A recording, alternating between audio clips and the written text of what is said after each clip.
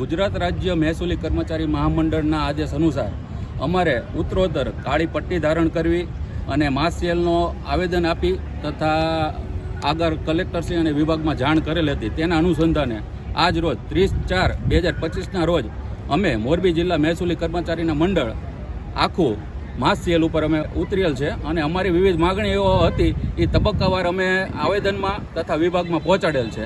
અમારી મુખ્યત્વે માગણીઓમાં પહેલું તો 2012ની સીધી ભરતીના નાયબ મામલતદારની સિનિયોરિટી છે. એ ઘણા વર્ષોથી પાત્રતા ધરાવે છે છતાં બની નથી, તો એ સિનિયોરિટી બનાવવી. પછી જે ઓર્ડર હમણાં થયા નાયબ મામલતદારના અને ક્લાર્કના, એવી જ રીતના રેવન્યુ તલાટીના ક્લાર્કના નાયબ મામલતદારના ઓર્ડર કરવા. પછી છે પ્રમોશન પાત્ર કર્મચારી 2015ના ક્લાર્કને પ્રમોશન આવે છે તો તેમને પ્રમોશન આપવું. પછી રેવન્યુ તલાટી મિત્રો છે જે હમણાં પ્રી સર્વિસ ઘણા ટાઈમથી લેવાની છે છતાં એમનું રિઝલ્ટ નથી આવ્યું, એના કારણે એમની LRQ લેટ થઈ છે.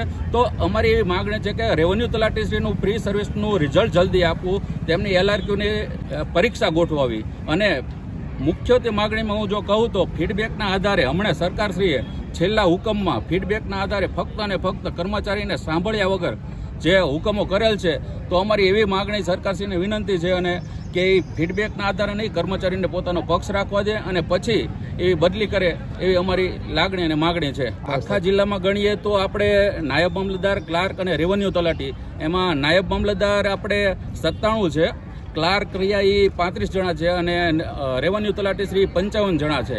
એ સમગ્ર માસ સેલ ઉપર આજ ઉતરેલ છે. હાલમાં રેવન્યુ કર્મચારી મંડળે માસ સેલ આજના દિવસની રાખેલી છે. અન્વયે નાયબ મામલતદાર, કારકુન અને તલાટીશ્રીઓ અત્યારે માસ સેલ ઉપર છે આજના દિવસની.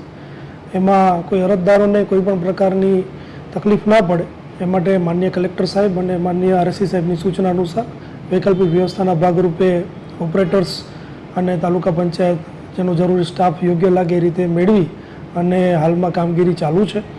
અરજદારોને પણ અમારી નમ્ર વિનંતી છે કે કોઈ જગ્યાએ આપને કોઈ તકલીફ પડતી હોય તો અધિકારીશ્રીઓ તમામ હાજર છે. આપ મામલતદારશ્રીનો અથવા કોઈ પણ અધિકારી આપને જે મળે એમનો કોન્ટેક્ટ કરી અને આપ રજૂઆત કરી શકો છો.